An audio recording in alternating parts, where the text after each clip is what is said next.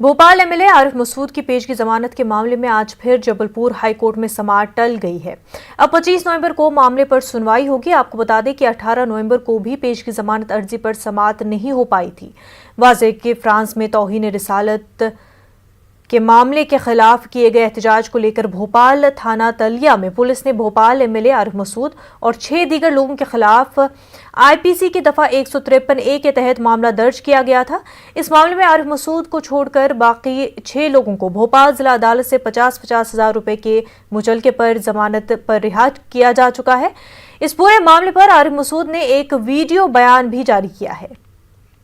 सभी को एक संदेश देना चाहता हूं कि कुछ अखबार वालों को गलतफहमी है कि मैं फरार हूं, तो मैं मेहरबानी करके थोड़ा सा, मेरे वकीलों ने आज प्रेस कॉन्फ्रेंस रखी है और मैं इतना बताना चाहता हूं कि मेरे ऊपर एक झूठा मुकदमा लादा गया।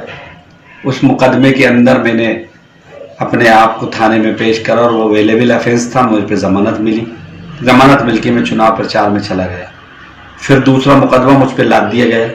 मैंने तब भी भोपाल के लोगों से कहा कि संयम रखिए, न्यायालय का हम लोग सम्मान करने वाले लोग हैं, न्यायालय से जो फैसला होगा हम उसका सम्मान करेंगे।